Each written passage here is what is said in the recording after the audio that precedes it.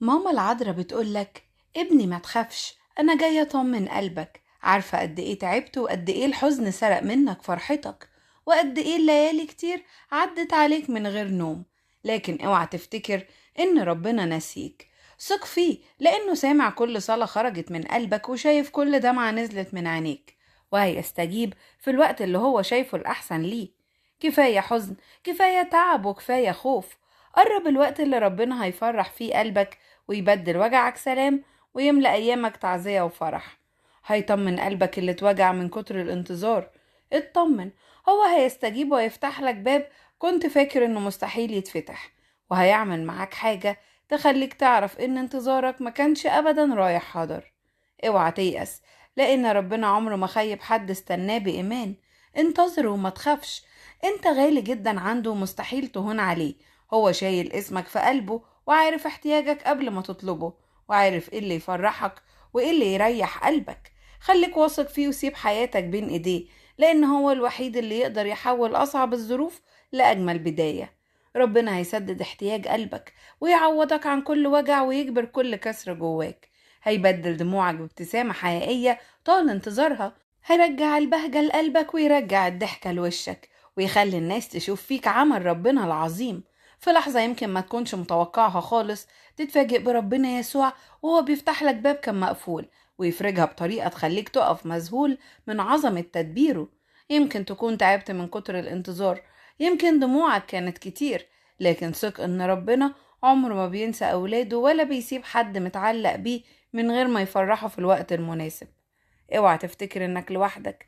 ربنا شايفك، سامع كل صلاة خرجت من قلبك، عارف كل وجع مريت بيه. انت غالي جدا عنده، ومحبوب بمحبة ملهاش آخر. هو بنفسه قال: محبة أبدية أحببتك. عشان كده افرح، سيب كل همومك بين ايديه، وما تشيلش حمل أكبر منك، لأن اللي ماسك حياتك إله قادر على كل شيء. ثق إنك غالي عنده، وإنه بيجهز لك حاجة أحسن بكتير من كل اللي كنت بتحلم بيه. اتشدد وتشجع، ما تفقدش رجائك حتى لو الطريق طول.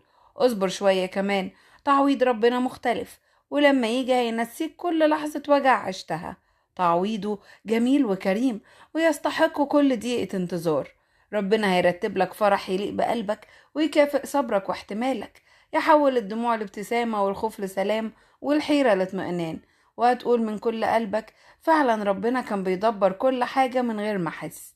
وما تبطلش أبدا تقول يا رب. الكلمة دي بتطلع من القلب، وربنا بيسمعها. صلي حتى لو الكلمات قليلة، واطلب حتى لو حاسس انك تعبت. هو هيرسل لك عون من عنده، ويقويك ويمسك بإيدك، ويعديك من الضيقة دي بسلام. افتكر ان مفيش دمعة نزلت من عينيك إلا وربنا شافها، مفيش تنهيدة طلعت من قلبك إلا وهو سمعها. هو قريب منك أكتر مما تتخيل، عارف احتياجك قبل حتى ما تطلبه. والفترة الصعبة اللي فاتت مش هتفضل طول العمر. ربنا هيعوضك عنها بفرح كبير، وهيجبر قلبك عن كل وجع وكل خسارة وكل انتظار، وكل مرة حسيت فيها إن الأبواب اتقفلت في وشك. صدق إن الفرج أقرب مما تتصور. يمكن النهاردة لسه شايل الهم، لكن بكرة هتشهد بنفسك إن ربنا كان شغال في الخفاء، وبيجهز لك بركة أكبر من توقعاتك. اطمن، ربنا مش هيسيبك، مش هيتأخر عن ميعاده. هتيجي لحظة تفرح فيها من قلبك، وتنسى كل التعب اللي فات، وتتميلي سلام وفرح، وتشكر ربنا على كل حاجة عديت بيها، لأنك هتعرف إن كل شيء كان له وقت وليه حكمة. خليك متمسك بالرجاء، وخليك واثق في محبة ربنا ليك. اللي بدأ معاك الطريق هيكمله، واللي حفظك لحد النهاردة هيكمل يحفظك. ارفع قلبك ليه كل يوم، وقول له: يا رب أنا واثق فيك، ومصدق إن فرجك قريب، وأنا واثق إن ربنا هيستجيب. هيعوضك عن كل الأيام الصعبة، وهيملأ قلبك سلام وفرح، ويفتح قدامك أبواب خير وبركة، وتعيش أيام تشهد فيها إن يسوع عمر ما خذل حد واثق فيه. ما تقلقش، كل كسر في قلبك هيجبره، وكل وجع جواك هيلمسه بإيديه ويشفيه. حياتك اللي حاسس إنها متلخبطة، ربنا قادر يرتبها في لحظة. والأبواب اللي اتقفلت في وشك، هو قادر يفتح لك أبواب ما كنتش تتخيل إنها تتفتح. افتكر دايما إن الله قادر يغير الأزمنة والأوقات علشانك، قادر يبدل الحزن فرح، والضيقة راحة، والدموع تسبيح. مفيش حاجة صعبة عليه، مفيش مستحيل قدامه. اللي جاي خير، اللي جاي فرح، اللي جاي تعويض كبير من عند ربنا. هيستجيب حتى للحاجات اللي الناس قالت عنها مستحيلة، ويخليك تشوف بعينيك ان اللي عند ربنا اعظم بكتير من اي حلم رسمته لنفسك.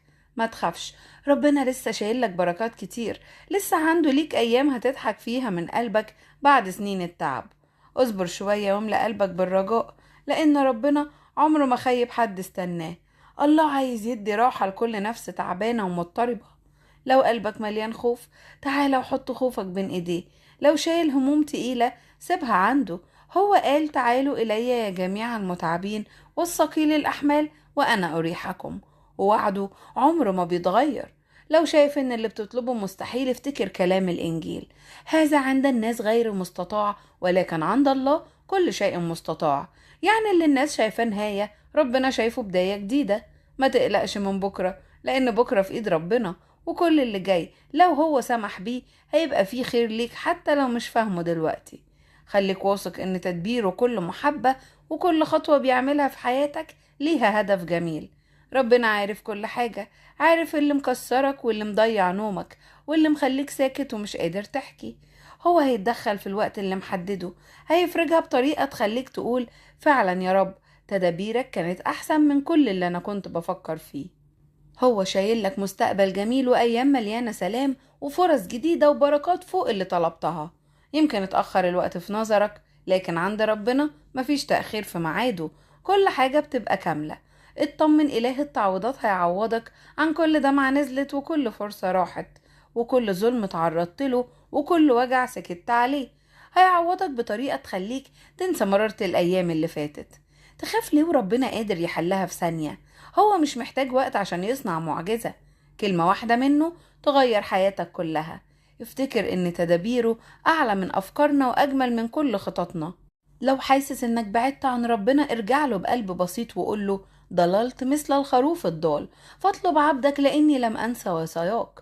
هو اب حنين بيفرح برجوع اولاده ويفتح حضنه لكل واحد راجع له. ربنا مش هيسيبك ابدا.